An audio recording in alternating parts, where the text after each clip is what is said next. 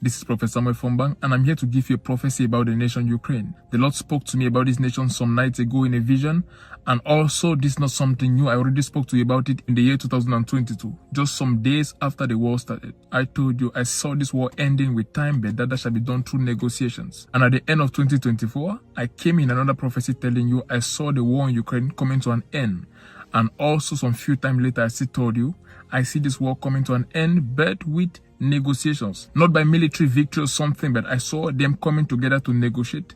That's the means to which this war shall come to an end. And a few days ago, the Lord showed me in a vision where I saw these two nations coming together to negotiate. And I pray, may the Lord grant wisdom to those partaking in the negotiations, even the USA, and other nations who shall sit at the table of negotiations for this to come to pass.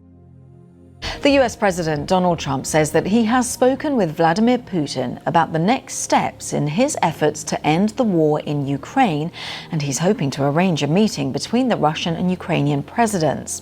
Well, the Kremlin has now confirmed a 40-minute phone call between Trump and Putin, during which both leaders discussed the possibility of continuing direct talks between Russia and Ukraine. On the road to ending a war, getting both sides to stop firing is just step one. Everybody around this table is in favor of peace. Today at the White House, leaders from across Europe meeting with President Trump and Ukraine's President ZELENSKYY to discuss what a post-war Ukraine could look like. All of us want to finish this war. French President Emmanuel Macron and UK Prime Minister Keir Starmer on Sunday reaffirming their coalition of the willing would be ready to deploy a reassurance force once hostilities have ceased in Ukraine. Both leaders have signalled willingness to send their own troops.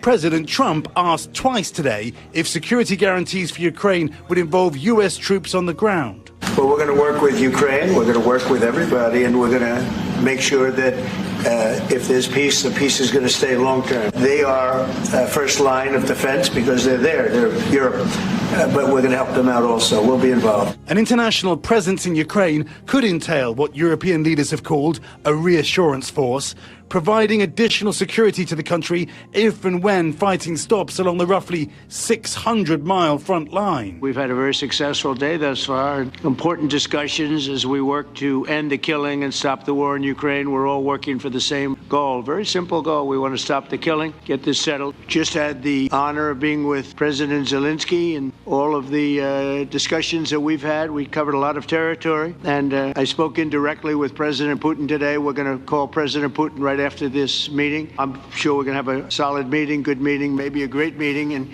we're going to try and work out a trilat after that and see if we can get it finished, put this to sleep, because this is not since the Second World War has there been anything like this.